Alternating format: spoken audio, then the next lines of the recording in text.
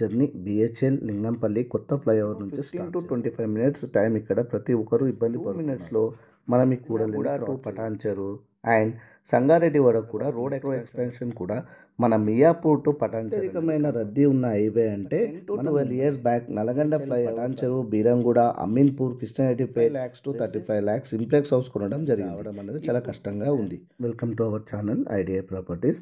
ఈరోజు early morning మన journey BHEL Lingampalli కొత్త ఫ్లైఓవర్ నుంచి స్టార్ట్ చేస్తున్నాము.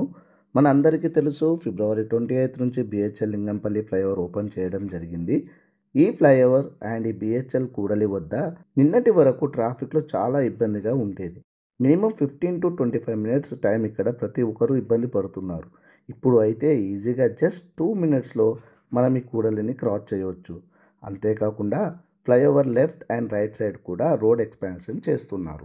వీటితో పాటు మదినాగూడ టు పటాన్చెరు అండ్ సంగారెడ్డి వరకు కూడా రోడ్ ఎక్స్పాన్షన్ వర్క్స్ అనేది చాలా బాగా జరుగుతున్నాయి.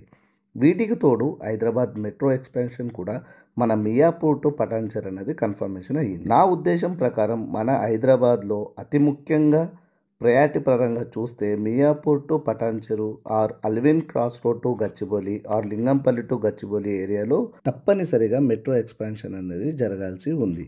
మన హైదరాబాద్ ఆర్ తెలంగాణలో ఉన్న అత్యధికమైన రద్దీ ఉన్న హైవే అంటే మన ముంబై హైవే.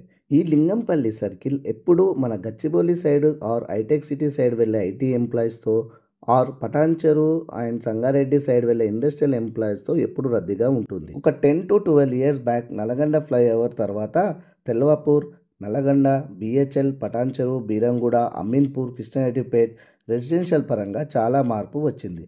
నాకు తెలిసి నా మిత్రులు చాలామంది ఏరియాలో 25 lakhs to 35 lakhs simplex house కొనడం జరిగింది.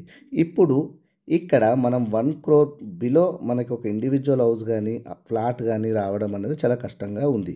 ఒక ఏరియాలో ఒక మంచి road development and employment create చేయడం వల్ల ఎంత రెసిడెన్షియల్ మార్పు వస్తుందో మన బిహెచ్ఎల్ లింగంపల్లి ఏరియా అనేది చాలా మంచి నిదర్శనం. సో మీలో ఎవరైనా 10 years బ్యాక్ కానీ 15 years బ్యాక్ కానీ ఈ ఏరియాస్ని ప్రెడిక్ట్ చేసి ఇక్కడ ఇన్వెస్ట్మెంట్ చేసి ఇప్పుడు ఎంత మంచి రిటర్న్స్ ఎంజాయ్ చేస్తున్నారో ఒక్కసారి కామెంట్ సెక్షన్లో తెలియజేయండి. థ్యాంక్ యూ అండి. Thank you very much. Thanks for your support.